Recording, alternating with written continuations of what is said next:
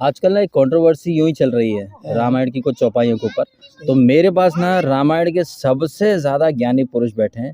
इनका नाम है राकेश भदौरिया। इतिहास की बात हो, महाभारत या फिर रामायण, कोई भी टॉपिक हो, इनसे ज्यादा नॉलेजेबल इंसान कहीं कोई नहीं है। तो ये जो चौपाई के ऊपर जो विवाद चल रहा है, तो क्या कह रहे हैं कि चौपाई गलत है? गलत है। तो ये तो आप- मायावती ने भी कहा था, मुख्यमंत्री रही थी। तो क्या ये चौपाई वाकई में गलत है? बिल्कुल गलत नहीं है। तो ये इसमें चौपाई सकल गलत नहीं है। शूद्र शूद्र गवार। हाँ, ये है ना कि ढोल गमार शूद्र पसनारी, हाँ ये सकल ताड़ना के अधिकारी। हाँ ये तुलसीदास जी ने नहीं कहा है। हाँ ये जब भगवान राम लंका पर चढ़ाई करने गए थे, जब समुद्र की मर्यादा रखने के लिए उन्होंने उसकी आराधना की थी। तो ताड़ना को ये लोग गलत समझ रहे हैं क्या? ताड़ना का मतलब है समझाना, समझाना। विवेचना करना। मुख्य रूप से जैसे कि कोई आदमी गंवार है तो उसे गंवार को गंवार करके ही थोड़ी समझाएंगे, उसे प्यार से समझाएंगे। जैसे कोई आदमी पागल हो जाता है तो अस्पताल ले जाते हैं तो डॉक्टर उसकी पिटाई थोड़ी करता है, उसे प्यार से समझाता है, बैठाता है, वो उसकी गतिविधियां देखता है, ये किस तरह से समझेगा, तब उसे समझाता है। किसी को बिना सोचे समझे गलत कहना, ये भी तो हमारी मर्यादा के खिलाफ है। तो मतलब ये खामखा में करे जा रहे हैं बस। खाम खाएंगे की याद है। ये तो समुद्र ने खुद भगवान से कहा है कि हम मतलब ऐसे किसी ने कहा है कि लोकमान्यता अनल सम, जो ज़्यादा बड़े आदमी हो जाते हैं तो ये सब कुछ भूल जाते ये हैं। आजकल एक फैशन बन गया है। जैसे अभी कोई मथुरा में अनिरुद्धाचार्य जी है, हाँ, उन्होंने कुछ बोला, कोई दृष्टि आय करके है, उन्होंने कुछ सीता जी पे बोल दिया, तुरंत कंट्रोवर्सी बन गई। ये तो है मतलब कि क्या है? ये बहुत से जो बड़े बड़े आदमी हैं ना, वो इन्हीं बातों से संसार में अपनी फेमस मतलब प्रसिद्धि लेना चाहते हैं कि हम गलत बोलें, इस पर वाद विवाद हो तो हम सुर्खियों में आ जाएं। लेकिन ऐसा होता नहीं है कभी भी। वो ऊपर जो है नहीं, जो हमारे भगवान हैं जिन्होंने हमारे संसार को रचा है, अगर वही बढ़ाता है, वही नाम करता है, तभी नाम होता है। अपने करने से कुछ नहीं होता है। जैसे ढोल गमार सूत्र पसनारी, ये इसी पे चर्चा चल रही है। तो हम बाजार में जब जाते हैं, कोई चीज़ खरीदते हैं तो चार भाइयों को साथ ले जाते हैं। जब ढोलक भी खरीदते हैं तो उसे बजा के देखते हैं कि फूटी तो नहीं है, उसे समझने की कोशिश करते हैं कि क्रैक तो नहीं है, फूटी तो नहीं है। वो शूद्र करते हैं सेवक। जब फौज में आदमी भर्ती होता है तो वो क्या है, देश का सेवक ही तो है। उसे तो शूद्र का मतलब जात से नहीं है ना? जाति से मतलब नहीं, सेवक से मतलब है, नौकर से मतलब है। हम भारत सरकार के नौकर हैं, तो जब उसे नौकर पूर्ण रूप से बनाया जाता है, उसे कसम दी जाती है कि तुम, जैसे प्रधानमंत्री भी शपथ लेते हैं, वो भी लेते हैं, वो भी संसार भाव के भारत के नौकर हैं, संविधान के नौकर हैं, है कि नहीं है? जब शपथ ग्रहण करते हैं तो क्या है, उन्हें कसम दी जाती है कि आप संविधान के अनुसार काम करेंगे।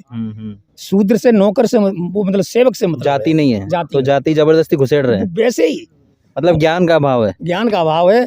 और जैसे कि मुलायम सिंह जब मुख्यमंत्री रहे थे, उन्होंने 13 जातियों को एससी बनाया था, फिर वो मान्य नहीं हुई। हमारे यहाँ कुछ लोग जो केवट हैं, ये भी एससी में सर्टिफिकेट बनवा लिए थे लोगों ने वजीफा लेने के अच्छा, लिए। एक बात है कि जो नीची जात के लोग होते हैं ना, उन्हें अगर आप नीची जात का बोल दो तो आपके ऊपर केस कर देंगे, SC ST, हमें ऐसा क्यों बोल दिया। लेकिन जब आरक्षण की रेवड़ी बढ़ती तो सबसे पहले वो दिखाते कि देखो हम हैं, लो साहब मैं नीची जात का हूं। मतलब ये तो दोगलापन हुआ ना। मैं SC वर्ग का हूँ और मुझे सब वजीफा मिलना चाहिए, तो ये तो दोगलापन हुआ। हम बोल देंगे तो केस कर दोगे, तुम खुद बोल चीखोगे बोल के। बिल्कुल। वो हमारी जो पूर्व मुख्यमंत्री थी, उन्होंने एक बार कहा था तिलक तराजू और तलवार। लेकिन तराजू का मतलब क्या है, तराजू की परिभाषा क्या है, इसे समझने की कोशिश नहीं की कि तराजू मीन्स होता है इंसाफ। अच्छा, तराजू जज जब जजमेंट देता है तो तराजू तोल के जजमेंट देता है कि किसका पलड़ा भारी है, किसका कम है, किसका सत्यता ज्यादा है, तभी तो जजमेंट देता है। किसके गवाह झूठे हैं, किसके सही हैं, तब जब बताओ। तराजू तिलक तराजू और तलवार, बताओ संविधान के अनुसार। तिलक तराजू से मतलब वो ब्राह्मण और जाति पे नहीं था क्या? जाति से मतलब नहीं है। जो विद्वान है वो तिलक लगाता है। पहले गुरुओं की पहचान हुआ करती, जो विद्यालय में पढ़ाते थे वो तिलक लगा के आते थे। और तलवार से मतलब है रक्षक, और तराजू से मतलब है इंसाफ। अच्छा, हाँ, जो इंसाफ जजमेंट, आप कहीं भी जाएं तो आपको तराजू से का छपा हुआ मिलेगा कहीं कहीं। इसका मतलब यहाँ जजमेंट होता है, अदालत है। ओके। और एक बात और, अक्सर शायद कई लोगों को पता होगी, शायद बहुत को नहीं पता हो, रघुकुल रीत सदा चली आई, प्राण जाए पर वचन न जाए। तो रघुकुल का नाम रघु के नाम पर कैसे पड़ा, आइए पता करते हैं। ये राजा थे, इनका नाम रघु ही था, लेकिन ये एक बहुत बड़े ज्ञानी थे, तपस्वी थे। एक बार ये तपस्या कर रहे थे तो इनके यहाँ एक ऋषि आए हुए थे, और उन ऋषि का मैं नाम भूल रहा हूँ।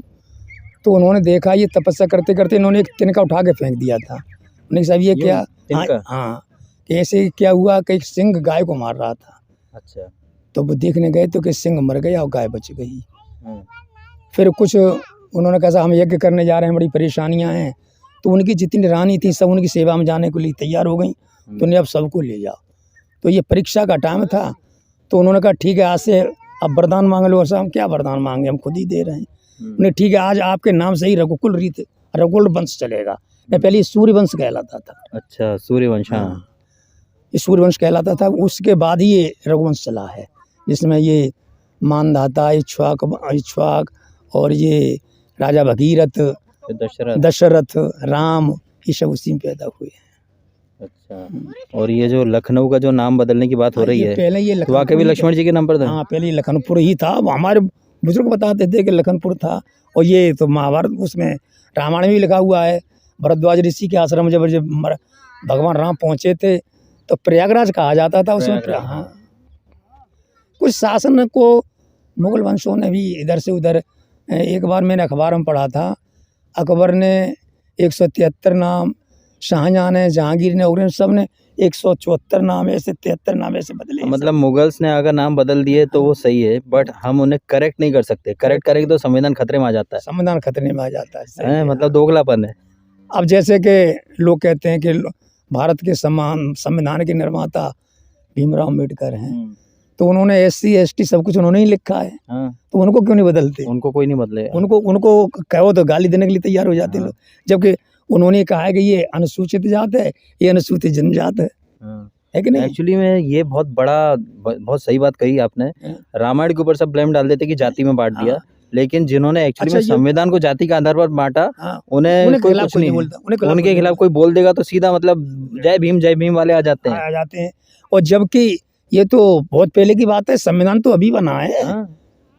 तो अभी की चीज सही नहीं करेंगे और पहले का ब्लेम डाल देंगे। पहले का ब्लेम। और ये जो बोलते हैं ना कि रामायण के टाइम पर जातवाद, तो शबरी या फिर जो निषाद राज थे, भगवान ने तो कभी भेदभाव नहीं किया, कभी नहीं किया। अच्छा, एक बात और, ये जो अभी इतना हाय हल्ला मचा था सबका, वो टिकैत ने किसान आंदोलन, तो किसान आंदोलन मतलब आपको क्या लगता है वो किसान बिल किसानों के फेवर में थे, नुकसान था या फायदा था?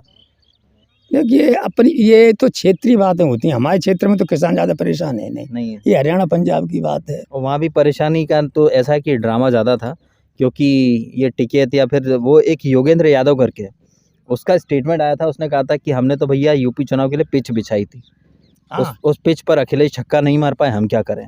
मतलब आंदोलन सिर्फ है ना चुनावी वो था ड्रामा, किसानों का कोई लेना देना नहीं था। एक बार राहुल गांधी ने मीटिंग की थी, चारपाई मीटिंग, खटिया बैठ के, तो उसमें किसान आए थे, खटियाँ टूट गई, वो उठा अपने घर ले गए। किसान उसमें क्या हुआ उसमें। तो ऐसे ही है, नेता लोग सोचते हैं होता कुछ है, करते कुछ है। मतलब जनता है भोली भाली और नेता लोग हैं चालाक। ये जनता में फूट डाले रहते हैं, इनमें फूट डालो और राज करो, ये बात वही पुरानी कहावत है। लेकिन लोग अभी भी नहीं सुधर रहे हैं। और अगर उन्हें कोई समझाए तो फिर एक ही बात बोलते हैं, तुम संघी हो, तुम RSS के हो, तुम ये हो, तुम भक्त हो, तुम ये हो वो हो। लेकिन जो इन्हें लड़ाते रहे इतने सालों से, वो इनके लिए अच्छे हैं। बताओ, यही काम मुगल्स करते रहे, यही काम अंग्रेज, और अभी भी। देखो अपने जो हमारी आदिकाल की चीज़ है उसे हम गलत कैसे साबित कर सकते हैं? यही तो आजकल चल रहा है कि आदिकाल की चीज़ों को गलत साबित करना चाहते सब। अभी होली के टाइम खड़े हो गए कुछ लोग कि भाई होलिका को मत जलाओ। अरे भैया, जलता तो रावण का पुतला भी है? बिल्कुल। और होलिका को किसी ने जलाया नहीं था, वो अपनी मर्जी से बैठी थी प्रहलाद को जलाने के लिए। लेकिन अभी पता कुछ लड़कियां फोटो लेके खड़ी हो गई कि होली मिसोजिनिस्ट फेस्टिवल है, वहाँ लड़कियों को जलाया जाता है। मतलब अलग ही ड्रामा, ये वामपंथी सोच वाले हैं। ये ऐसा है, इनको पहले शिक्षा दी जाती तो मैं ऐसे बोलो और भड़काओ, पैसा मिलता है, इन्हें पैसा मिलता है। होली तो हिरण्याकश्यप की जो बहन थी होलिका, इन्होंने पहले तपस्या की थी। जो बताते हैं किंवदंती है कि भगवान ने इन्हें एक कोई ऐसी सॉल दी थी कि वो सॉल ओढ़ लो तो आग तुम पे अटैक नहीं करेगी, असर नहीं करेगी। तो वो उसी को ओढ़ के प्रहलाद को गोदी में लेके बैठ गई थी। ये प्रहलाद जल जाएगा। प्रहलाद जल जाएगा, लेकिन जिसको भगवान रखते हैं उसे कोई मार थोड़ी सकता है। वो सॉल उन्हीं के ऊपर पहुंच गई। मतलब प्रहलाद कहते हैं के ना, ऊपर पहुंच दूसरे गई। के लिए चली थी वो खुद ही जल गई। खुद ही जल गई। और ऐसी होलिका के लिए लोग खड़े हो गए प्लेकार्ड पकड़ के कि होलिका नहीं मनाएंगे। लेकिन जब बकरे कटते हैं ना, तब किसी के अंदर तब का किसी- इंसान हाँ। नहीं जागता है। तब तो बकरा ईद किधर, अरे हम बिरयानी खाएंगे। मतलब सारे जो ज्ञान है ना, वो हिंदू फेस्टिवल पर ही निकलते हैं। इस बार क्या लोगों ने ये ज्ञान नहीं दिया कि पानी मत बहाओ, उल्टा ही ज्ञान शुरू कर दिया कि भैया ये है देखो वो है। हर मजहब में ज्ञानी है अपने। अब जितने कोर्स में पहले कक्षा 6, 7, 8 में हाई इंटर में एक पाठ था, मलिक मोहम्मद जायस ने लिखा था, नागवती वियोग वर्णन। हाँ, तब मैं इस विद्यालय में पढ़ाता था काफ़ी दिन। तो कितना सुंदर लिखा, इतनी हार्ड उसकी भाषा है, हाँ। अरे कोई समझ नहीं सकता। हाँ, वो हिंदी में लिखा है, मलिक मोहम्मद जायसी ने हाँ। 12 मासी लिखी है।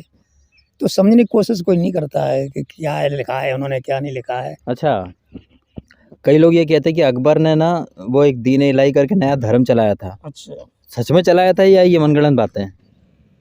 इसके बारे में भाई हमें जानकारी नहीं है। वैसे सुनते तो हैं, उन्होंने मीना बाजार भी लगवाया था अकबर ने, भूल भुलैया भी बनवाई थी जिसमें औरतें भूल जाती थी।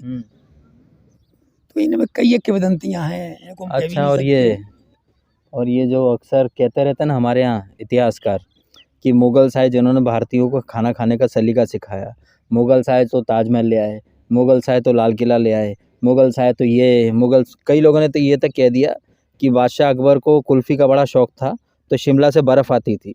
तो आप मुझे बताइए, क्या 400 साल पहले लाइट थी तो बर्फ़ कहाँ जमती थी? नहीं नहीं, इससे तो पहले सिंधु घाटी की सभ्यता का वर्णन आता है।